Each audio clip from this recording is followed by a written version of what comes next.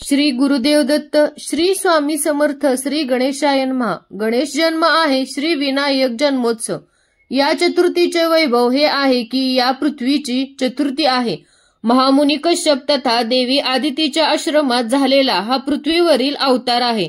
श्रीमन मद्गल पुराणाच्या द्वितीय खंडात हे विनायक चरित्र खूप विस्तारपूर्वक वर्णले आहे। संक्षिप्तता त्याचा आढावा घेऊ। गौड प्रांतात रुद्रकेतू तथा शारदा नामक दाम्पत्याला जुळी अपत्ये झाली। त्यांची देवांतक तथा नरांतक अशी नावे रूढ झाली। देवर्षी नारदांनी या दोघांना शिवपंचाक्षरी महामंत्राचा उपदेश करून तपाचरणास लावले। वरदान रूपात श्री ब्रह्मदेव निर्मित कोणत्याही पदार्थाने मृत्यू नसावा असा अद्भुत वर भेटला आणि मग जणू आपण अमर झालो या भावनेला त्यांची राक्षस वृत्ती जगाला त्रस्त करू लागली। त्रिभुवनावर सत्ता स्थापन झाली। देवता स्वलोकातून निर्वासित झाल्या, अरण्यवासी ठरल्या। मग त्यांनी देवता आहाररूप यज्ञाचा विनाशसूर केला।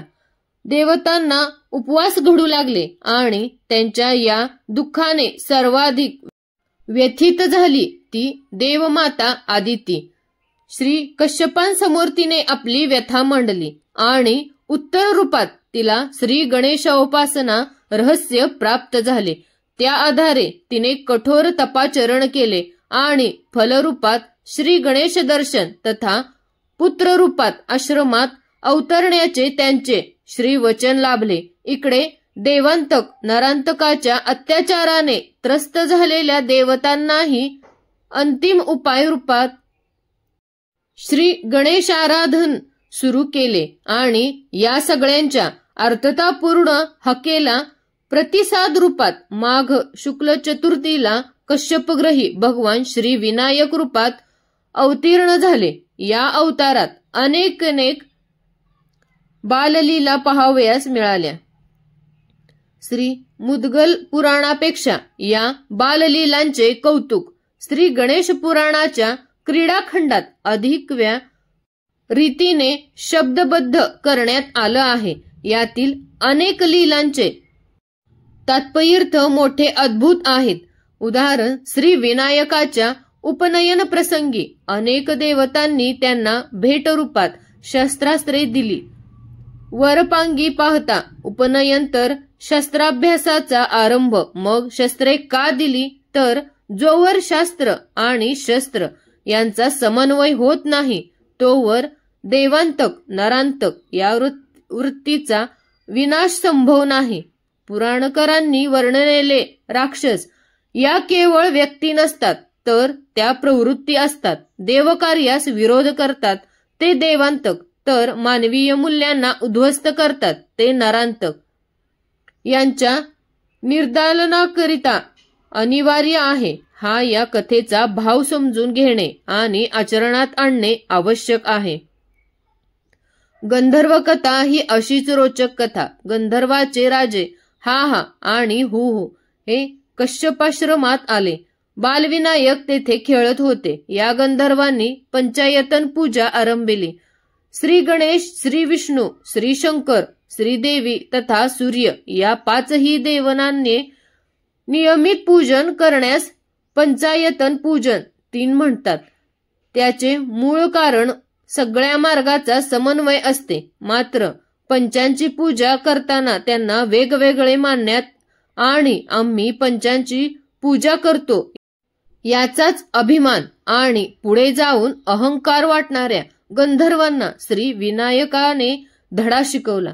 विनायकांनी त्या 5ही मूर्ती गिळून टाकल्या। मग अकांड तांडव करणाऱ्या गंधर्वांना स्वतःच 5ही रूपात दर्शन दिले। सगळे काही मोर्याचं आहे हे समजावून सांगणारी ही मोर्या कृती आहे।